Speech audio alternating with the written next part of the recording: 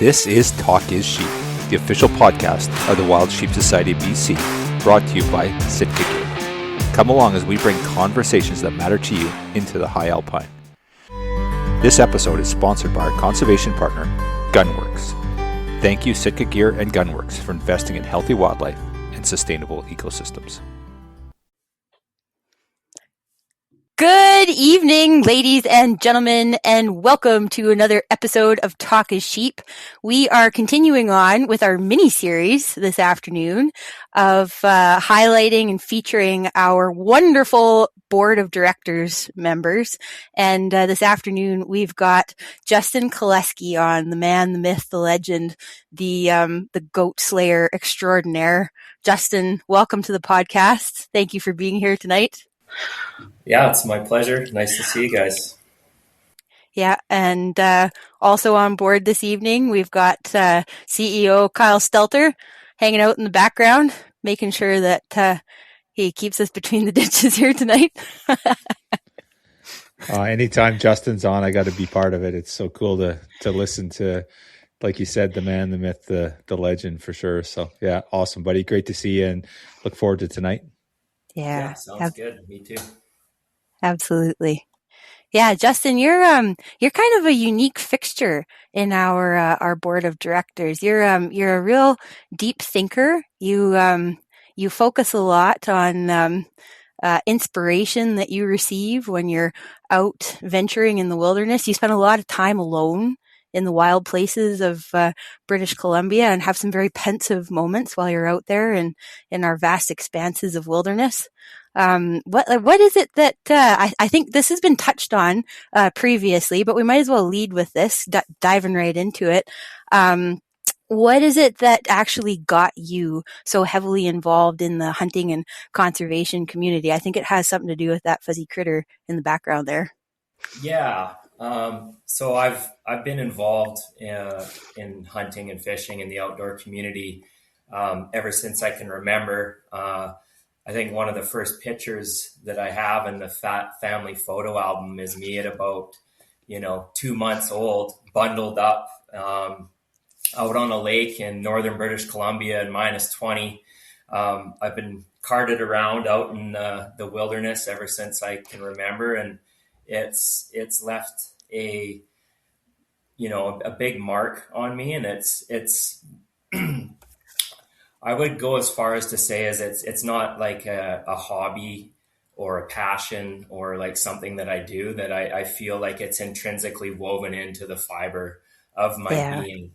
And with that being said, with it being such a huge part of me, it's given me, so much in my life, beyond the memories and the experiences and the friendships and stuff. I feel like it's really sort of sculpted me as a human being. And when I got to the age of, in my late 30s, I would say, I really started feeling this really strong pull to want to give something back to hunting and fishing.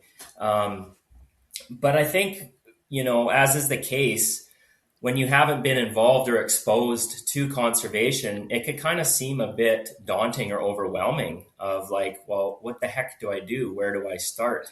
Absolutely. Who do I talk to? Who do I contact? What does that look like? And, as I was kind of contemplating that and sitting with it and continuing my outdoor adventures, I ended up shooting the world record mountain goat in 2022.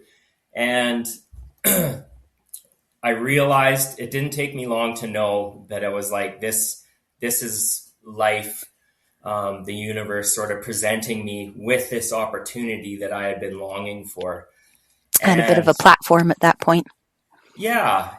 And what really kicked it off was going down to Reno for the sheep show to have the goat scored, at which point I ran into Kyle, and I can't remember who else was down there representing the society at the time.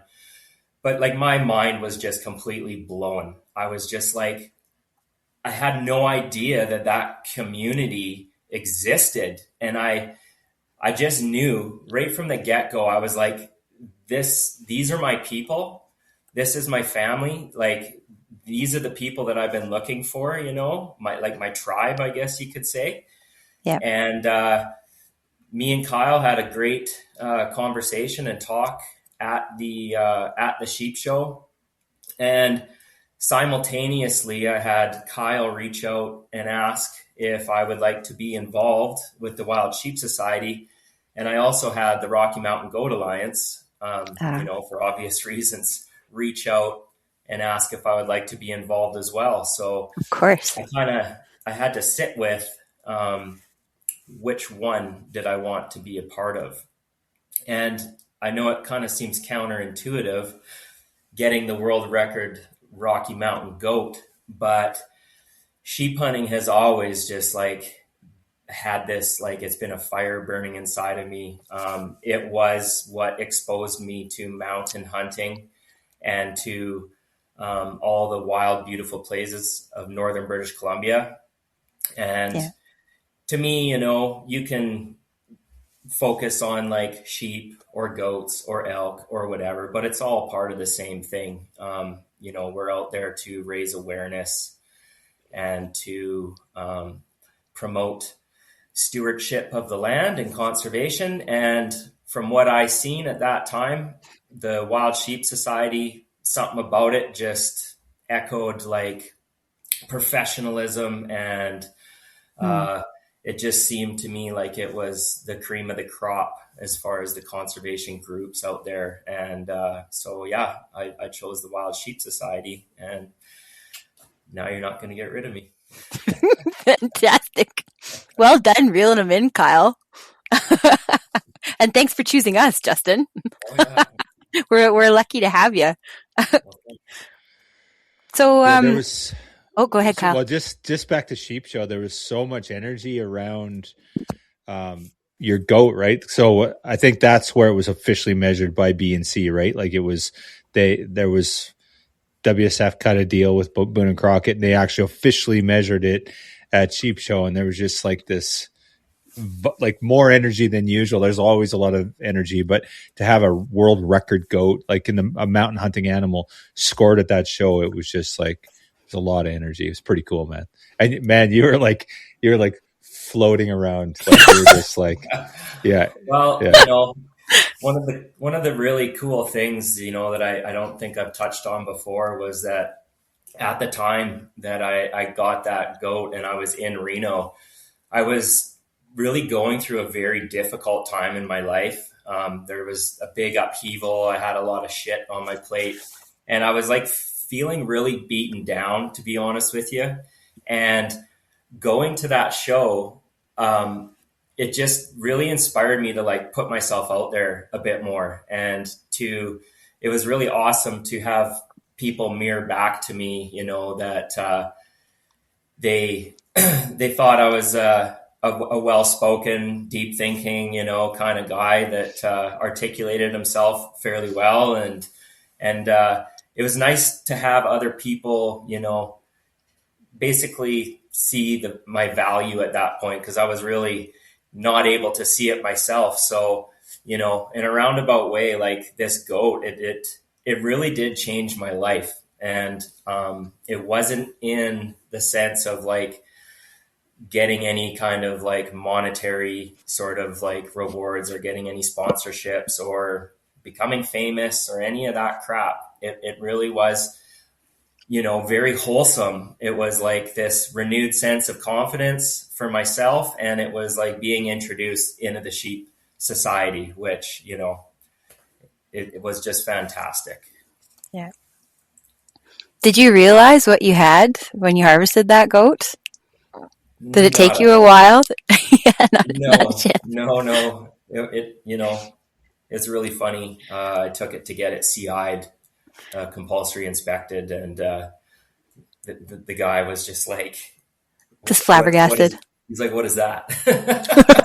he's like, "You need to go talk to this guy." And I went to talk to that guy, a Boone and Crockett scorer here in Cranbrook, and he's a bit of an older gentleman, and geez, I thought he was going to have a heart attack. And he ushered me inside the house, and I think I was in there for about 6 or 7 hours.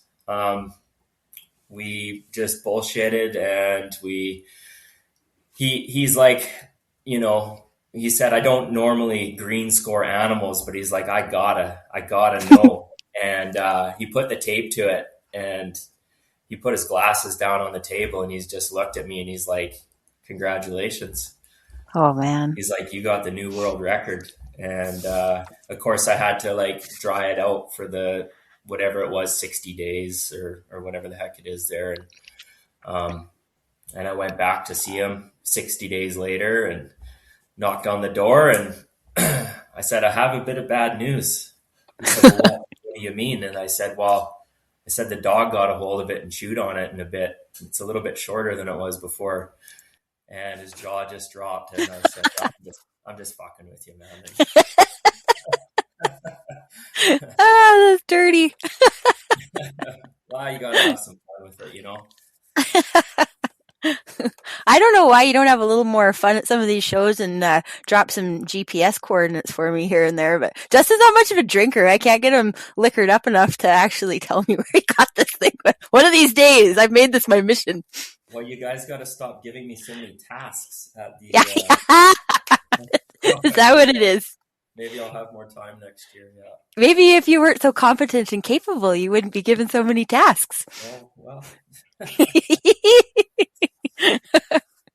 So were you, even from the time you were very young, maybe a boy even, were you quite a deep thinker? Did you reflect a lot on the deeper aspects and meanings of hunting? Is that kind of what you always were, who you always were?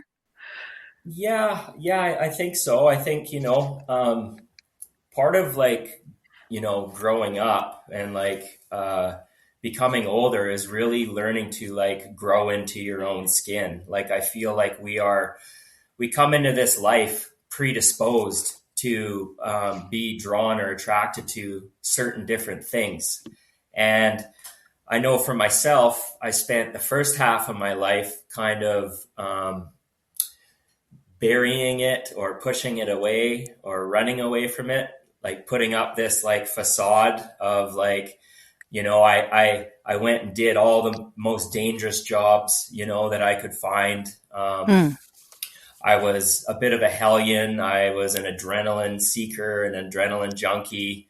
I had a chip on my shoulder, but none of that really felt like it ever was me. And I didn't really know why I behaved in the way that I did. But as I got older, I came to realize that I was kind of trying to mask, I guess, that deeper, softer, more sensitive side of myself that reflected and thought deeply. And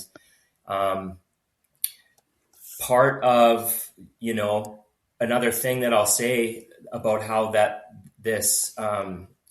this getting this goat and joining the Sheep Society really impacted and changed my life was I had obviously a bunch of media attention directly preceding, getting the goat and having it scored. And I had some people reach out to me and wanted to write a story about it. And I just knew right then, I said, no one else can tell the story because it's to me, the story is more than about where I went, how far I hiked, how far the shot was, how hard it was, all the typical stuff that people talk about. To me, I really wanted to relay the depth of my experience because in actuality, it felt like a divine experience. Yes. I felt truly like I was like being guided and supported out there in the mountains. And, if one out of 20 things would have went differently, it wouldn't be sitting behind me right now. Everything had to line up. All the stars had to align in order for it to happen. So it was important for me to tell the story myself. And that really lit a fire under my butt to start writing again. So that was something you had done. Okay. You had done that previously and then got away from it. I found writing always, as someone who thinks quite deeply and reflects deeply on things, writing is the best way for me to express myself. Because in the moment, sometimes it's really hard to find the words to describe what you're feeling. With writing, you have time to think about how and what you're going to say. And so I did. I wrote a, I don't know, 3,000 or 4,000 word short story about. That doesn't sound very short. Well, yeah, semi-short. So the writing has been a big part of it. And then I've had, I wrote a couple stories for Wild Sheep Forever magazine. And poems? And some poems. And I've done so in such a way that I feel, I don't want to say obligated, but I just feel it's like my duty or responsibility to try to articulate to people that may not understand why it is, what we do. Mm-hmm. Like, what is the attraction for us? And I feel like there are a lot of like preconceived notions about what we're doing while we're out there and why we're out there, like stereotypes. And I felt it was important to like really show people that there is an incredible depth and appreciation that goes along with going out in the mountains and hunting sheep and goats and everything for that matter. So. Absolutely. Yeah. I can just imagine, I can only imagine where your thought process would have been at, being involved in the hunting scene and, partaking in some of your badass pursuits when you were a bit of an adrenaline junkie, and then trying to balance that side of yourself that's also very deeply spiritual and intuitive, and that sort of, it would have been a struggle internally to overcome that. I can just imagine, because there's a lot of like very, very dominant, very alpha personalities within the hunting community, very A-type personalities. So you would be a bit of an exception, I guess. I think it goes part and parcel, actually. Like, yeah, it was crazy. I had this moment 2 years ago up north, where I had gone back up north for a second stone sheep hunt. And I went late season in September, and the weather was looking pretty crappy, and I had no one to go with. And it was like, I had hiked over just over 18 kilometers in on the first day.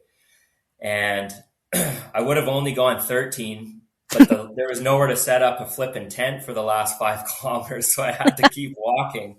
And I set up the tent and I blew up the air mattress, and I was like, oh man, I just got to lay down for a second. And I crawled in the tent, and the next thing I know, I woke up and it was like 2:00 in the morning, and it was snowing, and it was like, I didn't know where the fuck I was. And I was like, oh shit. Oh yeah, I'm sheep hunting. And oh my gosh. I went out the next morning down the trail, and I made it 5 minutes from the tent. And there was these massive grizzly bear tracks. Like, I mean, huge tracks going right down the horse trail, fresh as the day is long. And I was just like, yeah, this doesn't feel like this is, very responsible or safe or any of those things. And yet I kept going. And I come around the corner where the valley opened up, and sure enough, there's this big grizzly bear sitting on the side of the mountain. And here I am scurrying in the alders every time it has its head down feeding, because I don't want it to see me. Yeah. And we kept paralleling each other, and the valley kept tightening and tightening and tightening. And it was really apparent that we were going to have like a head-on collision, so to speak, like an encounter. And then I stood there and I looked back at how far I had come. Like, the highway was nowhere to be seen. It was like down the one valley, over the next one and over the next mountain. And I just was like, what are you fucking doing, man? Like, what are you doing, like, actually here right now? Because everything was telling me, like, you don't, it just didn't feel right. Like, you don't belong.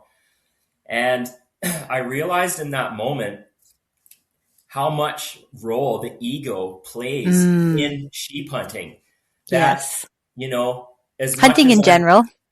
as much as I've been kind of learning about it and trying to come to terms with it and to like have a good relationship with it and have it be balanced, I understood in that moment, like 90% of all the animals I've ever shot or harvested in my life have been because of this thing called ego. And I realized that, you know, yeah, we can talk about it with like these negative connotations, but it's actually like a really important integral part of us. It's the thing that like pushes us beyond our, you know, preconceived notions of like what we're capable of.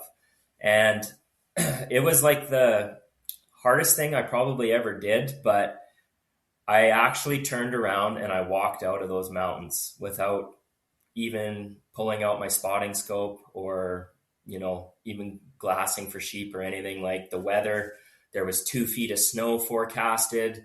I had a grizzly bear like right beside me.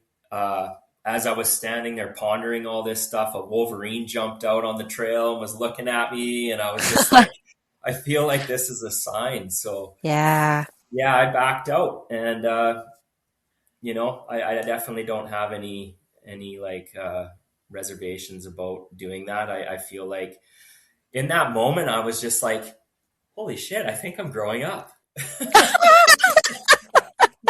like, I'm not a boy anymore. up until that moment, I realized all the crazy shit I had done. You know, there is an element of selfishness to it because here's my family at home thinking like, oh God, like Justin's going off in the mountains again. Like, you know, my mom's a bit of a worrier and, you know, all those things I did, they were for me. And in that moment, I think I chose my family and the people who love me the most because I felt like it would be very irresponsible for me to keep going, giving all the things that were being presented to me at that moment. That would have been a moment of extreme deep reflection for you.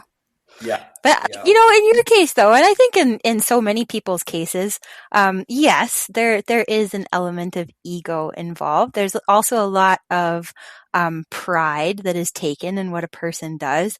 And for all of us and yourself, probably even more so than some, it's passion that's driving you. Maybe not necessarily just your ego, but it's your passion that's driving you.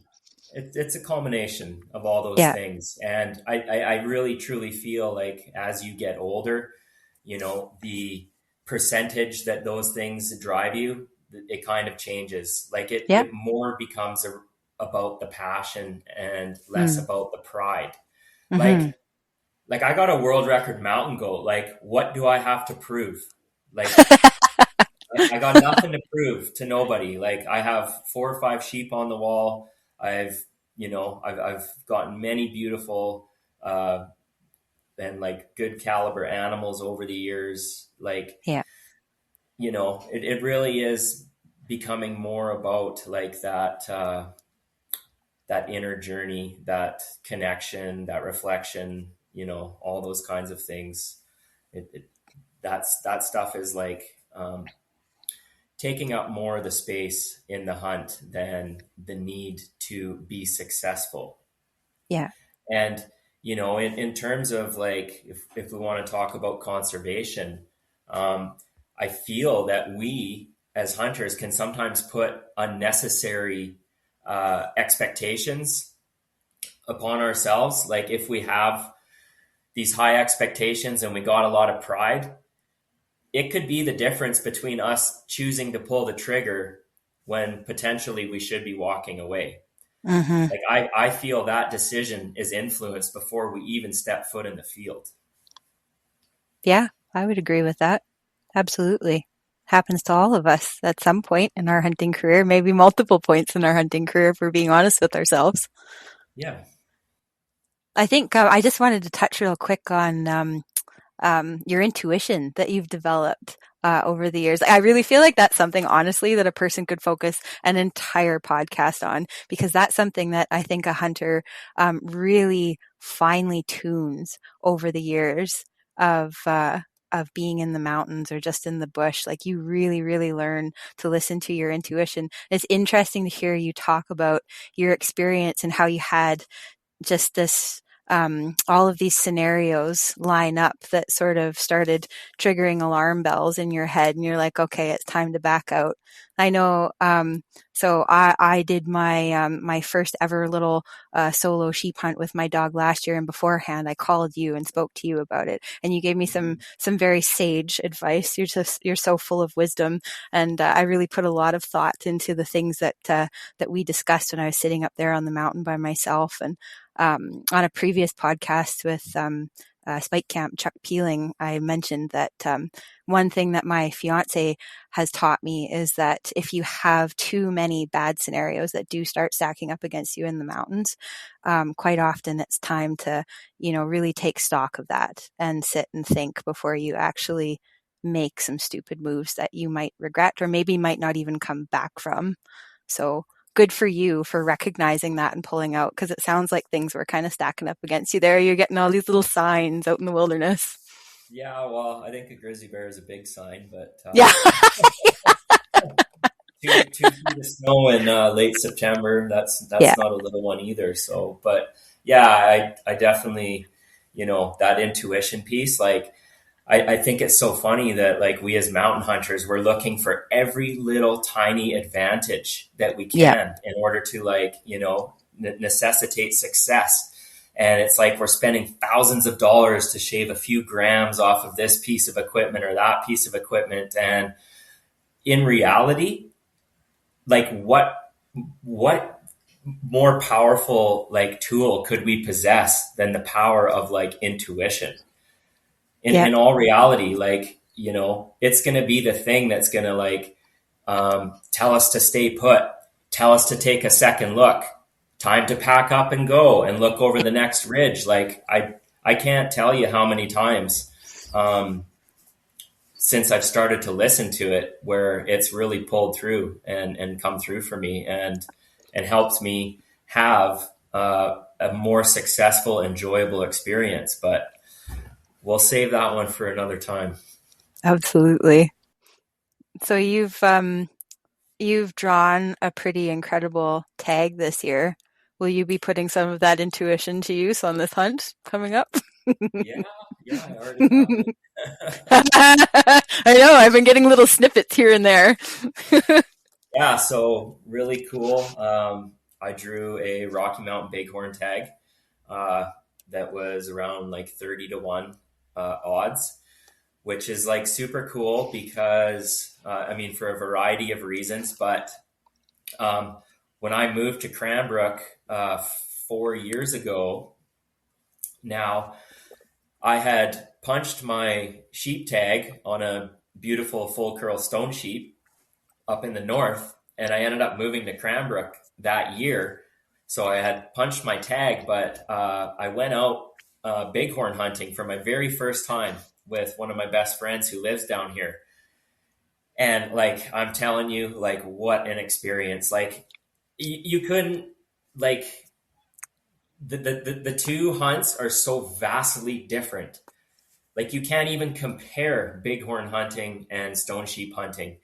And now that I've been out pounding the trails and out in the mountains, doing some glassing, doing some exploring, some scouting and stuff like that, I kind of finally understand what these older guys have been telling me for the last couple of years. And they're basically saying, like, yeah, stone sheep hunting is like a marathon. If you can hike to the top of a mountain and stay up there, it's like you're going to get a sheep. Whereas, there's, I think, around 16,000 stone sheep in the province. I think there's about 1,600 bighorns. And the mountains here aren't conducive to, like, you don't climb up a mountain and then walk on a ridge and then go look in a basin and then, look in that draw. You hike your ass off all day to get up to one spot where you can glass literally one basin, one slide path, one chute. And if they're not there, you turn around and you walk back down, and then you hike another day up another drainage. And it's it sounds like how you were describing mule deer hunting to me down there too. You got these little windows of opportunity. Yeah, and they live in the timber. So they're not easy to pick out. They're not easy to see. There's not very many of them. And the terrain is rough. It's rugged. It's straight up and down. And some of the areas you can sit on the corner of the mine property and glass rams with 20 other people, but that's not really sheep hunting to me. That's going to harvest a sheep, but that doesn't embody the essence of sheep hunting. And so when the LEH came out and I was like pondering like where I should put in, I reached out to a good friend that, I've made because of the conservation community, because of the Wild Sheep Society. And I just was like, hey, where would you suggest I put in? And he's like, this is the most authentic, most badass, toughest sheep hunt in the whole East Kootenays. He's like, put in for this region. Where was that?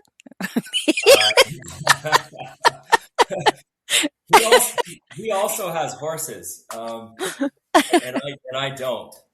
So I drew the tag, and there's literally zero access. Everything is, you can't even begin to even start glassing for sheep until you've walked about 10 kilometers. And so it's been really cool. I've been reaching out to all these like connections, all these friendships that I've made strictly due to only because of the Wild Sheep Society and the conservation community do I even know these people. And furthermore to that, I believe that one of the main reasons why they're willing to help and want to help is because I'm part of that community, which really brings me around to like something that I wanted to discuss about. I feel like we have like this duty or this moral obligation for the people that are up and coming, that maybe don't have experience, that are maybe looking, for some direction or for some advice. I think we at the Wild Sheep Society, those of us who are members of the society, I think we have to hold those people around us accountable. Like, if you're not a member of the Wild Sheep Society and you're coming up and asking like, oh, hey, where do I go find the sheep? What I'm going to tell you first off is like, you better be a member of the Wild Sheep Society, because, as I've been walking these trails, all these distances, I've, been pondering and thinking a lot, as I do. And I just can't even fathom the fact that there's people out in British Columbia hunting wild sheep that are not members of the Wild Sheep Society. Yeah, couldn't agree more. It's what were you telling me? $150 for a 3-year membership right now? Yeah, she's cheap. And we got an awesome membership promotion happening too at the moment. Everyone else that's not from BC is willing to pay $150,000 to come do it. And that's a select, 1% of the population, not even. The rest of the people will never even have the privilege of hunting wild sheep in British Columbia in their life. It's beyond their comprehension. And really puts things into perspective when you put it that way.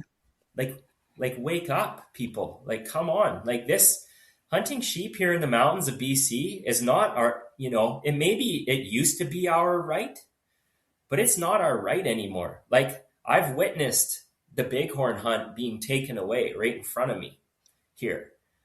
And there's nothing to say that whoever is going to go after stone sheep next. Like, we don't know, like, what the government's mandate is, or, you know, what the other interested parties, you know, what they want to do. Like, so right now, I think like we're at this like really pivotal point in history where we still have that opportunity. And I know it's human nature that we want to like wreck everything and then lose it before we actually start to care. But let's not do that this time. Like, let's step up and like, let's make a concerted effort. And it's not really that hard. Like, it's not that hard. You know, I firmly believe that anyone who holds a valid hunting license in British Columbia, it should be mandatory to be part of a conservation-orientated community. Like, and I'm not saying that has to be us. Like, we're the best, so why not? But, you know, if you want to join like some bow hunting organization or the Rocky Mountain Elk Foundation or like Ducks Unlimited or like, you know, any of these other conservation communities, I think it should be mandatory before you're even allowed to buy tags. Yeah. Yeah. No, I wouldn't disagree with that at all. And yeah, we are the best. Like, the Wild Sheep Society of British Columbia has literally put millions of dollars back into conservation efforts that not only benefit wild sheep, they benefit all species really that live in that terrain, that live in that habitat. And let's not forget, it benefits the human species. Absolutely. Because the insights and the connections and the gratitude that we're capable of experiencing and having out in those mountains, you're not going to, you know, people are like, oh, well, you could still go hike out in those mountains and, you know, you could go to those places still. You don't need to hunt sheep if you're there. And all I got to say is bullshit, because it is the tag in your pocket. The tag is the catalyst. The tag is what takes you to those places. We can tell ourselves, oh, we hunt sheep because they're this like iconic species. They're super rare. You know, they have all these like amazing, cool attributes, which make them amazing. But I'm willing to say it's where they live that's equally, if not more important to why we hunt sheep. It's the places that they live, and it's the tag that takes us there. And I know myself, there's no way I am like bashing up some godforsaken valley for 20 kilometers, getting chewed on by horseflies, chased by grizzly bears, scratched by sticks, and like your lungs are burning, you think you're going to die. And I'm sorry, but I'm not going up there to take a picture. Like, I'm going to hunt sheep. And that's what pushes us. That's what drives us. That's what motivates us. So, you know, that tag in our pocket, like, that's huge. We need to hang on to that, for not only for ourselves, but for future generations. Yes. Justin, you talked a little bit about this being part of the conservation movement. And yeah, like, I'm with you, man. Like, I do not understand people that, and again, it doesn't have to be the society. It can be like pick whatever, but you know, we are consumptive users. We're taking things away. We're out there. It doesn't matter what we do, whether we pull the trigger, where we don't. Doesn't, like, you're out there contributing to the, you know, taking stuff off the land, and we have a responsibility to put things back. And if you don't do it, if people do not have that mentality, and they then they're just relying on somebody else to do it, right? Yes. Like, you have to rely on somebody else. And if we're not doing it, and then that's the scary part is, you know, what if hunting goes away? And that's sort of the hunter heritage part of it too. It's like, you know, like preserving our right to hunt, or our opportunity hunt, or just making the world understand that we have a place in society. Because if hunters aren't out there and we're not contributing, like, you look at what HCTF puts on the ground, look at the society, look, you know, list goes on. It's long and long, long and long. Yeah. If we're not doing it, and if we go away, then who's going to do it? Because HCTF no longer has any money.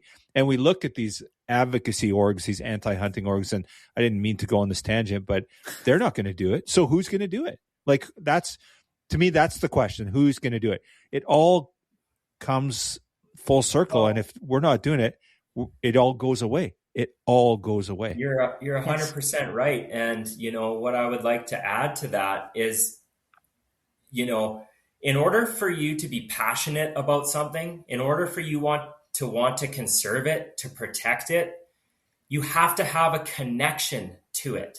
That's the difference between conservation and preservation. Preservation is putting something behind a glass case, a glass box, and say you can look but don't touch. Well, that's you're not going to get a lot of buy-in for people when it comes down time to like making tough decisions and like investing time and investing money and like implementing policy. Those people have no invested interest. It's just something that they've seen. Whereas like people like us in the Wild Sheep Society and the sheep hunter community, like we are passionate, like as passionate as you're going to get, because we've been out there. We've felt the sensations. We've seen the sights. We've felt, had the feelings, and we've created the memories. And that is truly what like conservation sort of embodies to me. And so that kind of leads me into like another point I just wanted to make was that, buying a membership, it's like, yes, we really want you to buy a membership. We want you to be a member. But honestly, it is like really the bare minimum that you can do. But we really hope you do it. But like, if you're looking to do more, it's nothing crazy. It's having conversations. Like for myself, I have a coworker who's going up for opener in a few days, whatever day it is. I don't know what day it is anymore. He's going up in a week, and he's going up for opener. And this is the third time he'll be going up sheep hunting. He's not a member of the Wild Sheep Society. Oh, drop his name. We're hunting this guy down. I won't do that because he told me he's going to buy a membership for him and his son. But that's all it is. It's like, hey man, like, do you realize that like other people are willing to pay this? Like, do you understand that this is not an inherent given right? That this is like, this is a privilege. And I just said like this, like I looked at him, I'm like, I'm fucking serious, man. This means a lot to me. Like, even if you don't understand, I know you respect me. So out of respect, would you do that for me? And he told me he's going to buy a membership for him and his son. And if he doesn't, I'm going to buy one for him and shame him. And then I'll drop his name. But honestly, like, we need more leaders in this world. Like, yeah, it's great, to follow us on social media. It's great to like our posts and to send emojis and this and that. But end of the day, it's standing up and it's being a leader in your community. And we all have these micro communities that we're all involved in. Yes, we're part of the sheep community, but we have the people that we work with. We have the friends that we hunt with. We have all these like smaller, little dynamic groups of people. And really, at the end of the day, one of the most impactful things we can do is just have a conversation about like what it is about hunting that draws us to it, what we love about it, more than, just a picture of sitting behind an animal. Like, let's talk about like, yeah, it's an opportunity to like deeply connect with our family, with our friends, with our higher power, with ourselves.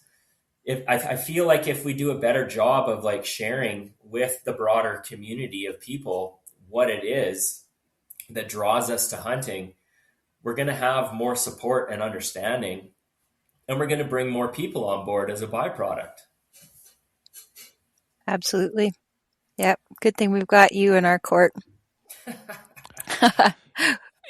You know what, though, Justin, like, you know, that's true too. Like, we do have a responsibility to bring people into the fold. And again, you know, it goes back to our earlier discussion, was that if we don't have the members and advocates for, you know, the things that are important to us, then who's going to do it? Like, and some people say, yeah, well, I like their posts, I follow them on social, I buy a hunting tag, and so my $6 goes to conservation.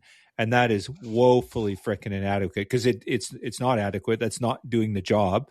So other people are doing the job for these people that aren't. And so it's incumbent on us too, as you know, as our members, like, bring people into the fold, bring them to the show, come to Penticton, come to Prince George, come to Dawson Creek, come experience what it is. The one thing that struck me about the society was the family that we have. Like, and you know, you talked about the generosity of people, like-minded people helping like-minded people. You know, it was so, that first year I came to the sheep show, it's not sheep show, I can't call it that, to our show in Kamloops. I walked in that room and I knew one guy from the internet, and I walked in that room and I literally left with dozens of friends that weekend, people that I'm close to today that I talk to frequently. And I felt included. And there's nowhere I've felt that. Like, you walk into a place, you're the odd guy out, you meet people, it's like whatever, you slowly meet people or whatever. But when I walked into our Kamloops event, I just walked into a room full of people that they were like family. I just have no better way. And I didn't know these people, but by the end of it, I knew them, and I knew them well, and they've become lifelong friends, and will continue to be, I'm sure, for decades. Well, I think it's a really important point to touch upon and to reiterate, you know, community. Like, I think everyone, when we think of community, it's like a group of like-minded people, right? But it's so much more than that. A community is like-minded people who want to help you succeed. Like, that's such an important part. Like, people are like tripping over themselves to like want to help you become the best you. They want you to like succeed. And I love people watching. And at the expo in Penticton, I was like running the horn aging like raffle thing there, and I just was sitting back, and I was just smitten, is all I can say. I just had this big smile on my face and just this warm feeling in my heart of like, I was watching all these older, seasoned, grizzled sheep hunters, and they were, you know, all these like younger people who had no idea how to count the rings on these animals whatsoever. And these people were just like taking them under their wing and taking the time to explain, and like the stories and the camaraderie. And it's just, you know, it really is beyond words is all I can say. Like, and, you know, if we can get people to come to that show, then it's like, I think you're sold. Like, I don't know how you could come in there as someone who maybe even is mildly interested in sheep hunting and not come out being like totally gung-ho and absolutely 100% all in. Because I've been like 4 times now, and every time that we like have that, like, you know, that movie that runs before the dinners and stuff, I just get chills, man. I just get chills. Gets you fired up. It just touches on something that, I don't know. It really is amazing. It's so true. Well, Justin, the one thing that is really prevalent today, and it was so prevalent post-COVID or during COVID, was this loss of connection, right? Like, you know, kids were kept at home. You couldn't go to school. You know, there's development issues, a whole host of litany of things that we don't even need to get into today. But with the advent of the internet, the advent of, you know, community is so critical, and we've lost community in so many ways. You know, we think we've lost animals, our habitat. Yeah, we've lost all those things, but we've lost our community. And like, that's the one thing that our conservation space, like we have community. You come to our show, you belong, like you have that community. And to me, it's really, really exciting that, that we have that we've created that. And there seems to be like this big push from like, it used to be just like sheep hunters were cared about it, but I see it industry now, like people like, the retail space, that they want this community, they want this connection, and they're really trying to facilitate it. And I feel like, we're seeing more and more of that because we're desperate for it. We really, really need those touch points. And we've lost that in society, and we've lost that as hunters, and we're kind of getting that through our events. And that's where people need to be part of it to enjoy it. Right. 100%. Yeah. It really is a byproduct of, like Western, it really is Western culture, Western society, this whole idea of this separateness of everyone, there not being enough, of everyone being in direct competition for things. Like I've got to travel over to Peru and to the Amazon jungle and stuff. And I tell you, it's a different story over there, man. Like community is everything. Like, like really, just look at look at the community in like the sheep world, of the sheep themselves. Without that community that they build out there in the mountains, there wouldn't be any wild sheep. It's because that they are like banded together, no pun intended, and watching out for each other, taking care of each other, and passing down the knowledge. Like, I feel like we are kind of like mirroring that in a way in the society, which is like kind of cool. Absolutely. Yeah. I read somewhere that I suppose there's a little bit of an aspect to this of doing things like what we're doing right now, doing podcasts that people can listen to. But I read somewhere that in-person contact with community, where there is a direct sharing of knowledge, passing down of information, and in-person storytelling, that it actually boosts your endorphin levels. So community equates to happiness. So come be happy with us at our expo. Yeah. If you needed any more reason other than that, then we can tell you the science. The science says you should probably come join. There you go. Society. Yeah. Who doesn't want an increase in endorphins? No doubt. Yeah. We've got we're very, very fortunate. We have a jet boat that we're able to utilize for sheep hunting, not every year, but often, and for other hunting purposes. But, so we've got some friends that are also in our jet boating community. And, I thought it was interesting just to kind of touch on, the advocacy and, encouraging, sign up of new members. We have one friend that also recently joined the jet boating community, purchased a jet boat for the purpose of hunting. And he heard Omer from Precision Optics say that he refuses to take anybody on a sheep hunt in his jet boat unless he knows that they are a member of the society. So our friend lives by that rule. He refuses now to take anybody on a sheep hunt, anybody in his jet boat, unless they've purchased a member to the Wild Sheep Society of BC. That's all it takes. I love that you brought that up, because that's something I wanted to say as well, is that I have adopted that mentality myself, that, I will not be taking anyone out sheep hunting. I will not be putting X's on the maps. I won't be pointing you in the right direction. Like, I'm going to be nice to you and all, but if you want intel and information, and you want any of that type of stuff out of me, then you can pay $150 and be a member. Because like I was thinking the other day, man, that shit is gold. Like, X's on maps and information and experience, that stuff is literally earned with blood, sweat, and tears. Mm-hmm.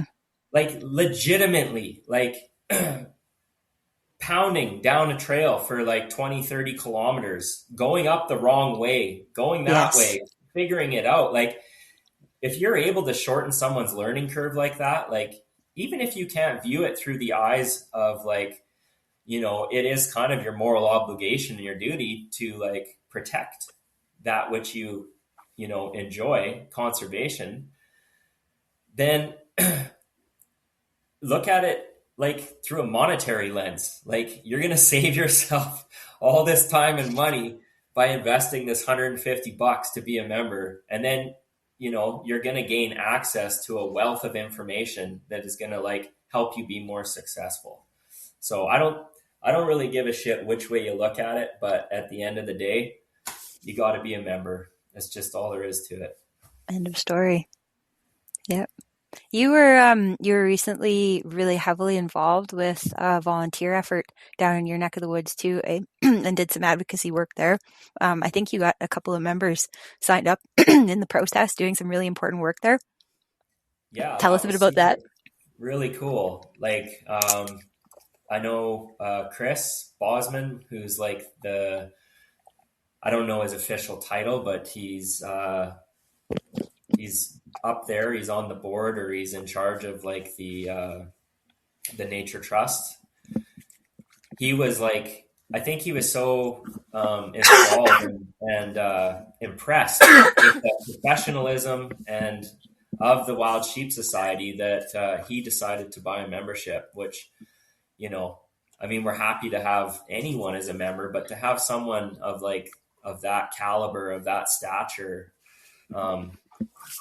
that was just so impressive to me. And I was just really grateful to hear that he signed up. So kudos to you. Great work on the ground. Thanks. Yeah. No, that's awesome. You're doing awesome work, Justin. We're so fortunate to have you on our board. Well, the feeling is definitely mutual. I feel like extremely grateful and fortunate to belong to such a first class like organization, full of people who, to me, I'm really big about connecting with people who like embody authenticity, integrity, respect, those types of things. And like, when I say I found my people, that's what I mean, because in this day and age, it's not that easy to find. And we have a whole community full of people that embody all of those things. So it's really great. Yeah, I'm so fortunate. When I was first getting my feet wet, as it were, within the Wild Sheep Society of British Columbia, it's funny, I won't say who it was. They're great people, but they were saying that, you go to our expo in Penticton and you're going to be surrounded by, sheep hunters with big egos and, Kuyu t-shirts that are 2 sizes too small and handlebar mustaches. That's gonna be your crowd. I got involved and I'm like, oh my gosh, like, how wrong? Of course there's gonna be smatterings of that here and there in any community, but, man, we have such an amazing, humble, honest, down to earth group. And, it really, it speaks to that, your story that you were describing of these old timers that are just hardcore sheep hunters that are taking these new sheep hunters under their wing and educating them, and just so eager to share this knowledge and pass down this information. And yeah, we have a phenomenal community. We really, really do. Yeah. And I just, I see nothing but good things coming down the pipe here in the future. I feel like, we have, Kyle, yourself, and I have like openly discussed like, hey, this this community that we have, this feeling of family, like, we need to, I don't want to say market it, but like let people, be aware of like what's available to them. Because, Kyle touched on it, like, this community is so incredibly important in these times when life's pretty hard. A lot of the times, things are expensive and work's hard, and, we all have our like own like, commitments and family and all this other things. And community is, a group of people that are there to support you, to uplift you, to help you succeed. And you have, at your core, you kind of really resonate with those people. Like, you have a lot in common. And, it's hard for me to describe what it's like to find those people. Yeah. Yep. Very well said. And guys, it's $55 for a year for a membership. That's literally like 11 Starbucks coffees that you could not have and be a member and be contributing to conservation. That's 2 mountain houses, or like that's like 1/100th of a spotting scope, or that's like 3 bullets, or like I don't know, man. A set of laces. Depending on what caliber you're shooting, yeah. Come on, like geez, like you can't not be a member. I'm not gonna rant anymore, but like seriously, wake up.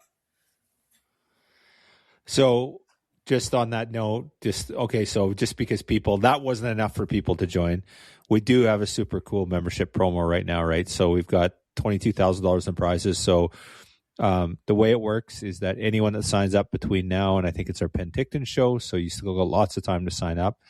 You get your name in, and it depends on what level you join at. So there's different benefits for different people, but we're going to draw one prize for Monarchs, one for life members, and one for regular members.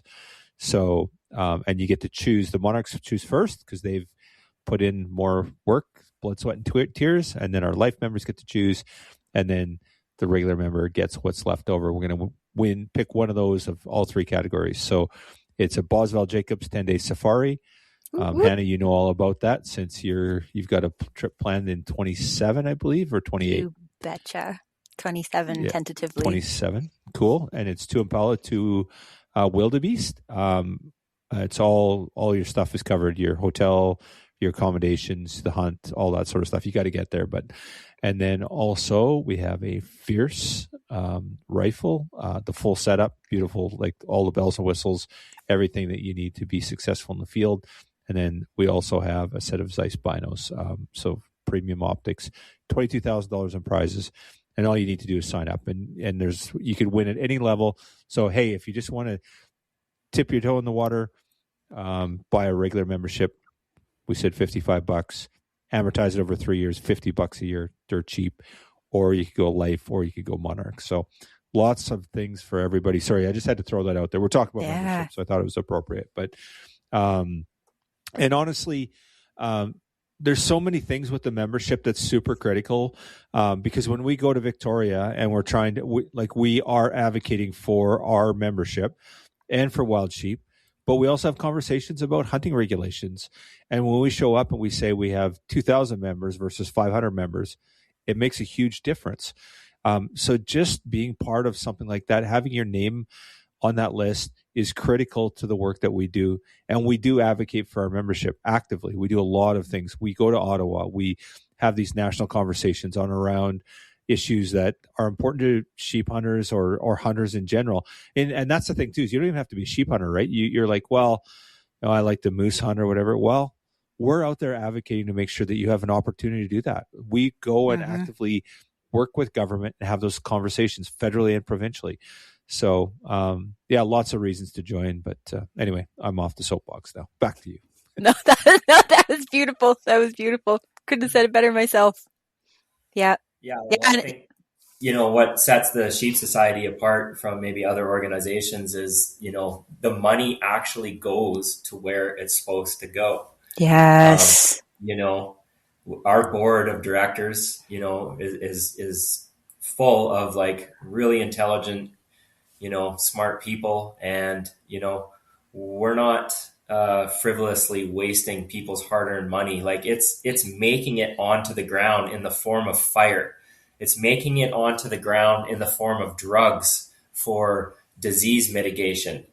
Like it's making it onto the ground in the form of like invasive weed removal. Like you can just go on and on and on and on and on. Like it's going exactly where it's supposed to, and it's having the intended effect. So, and to Kyle's point of like advocating for the hunters, what comes up for me when he says that is, I believe that we were instrumental in keeping the sheep up around the Butler Ridge from going to LEH. We kept that an open season. I firmly believe that we played a huge part in that. And so we're for hunters, we're for sheep, we're for wildlife, we're for wild spaces, we're for continuing a legacy that, has gone on for generations and hopefully continues to go on for many more. Yep. Justin Kallusky for Prime Minister.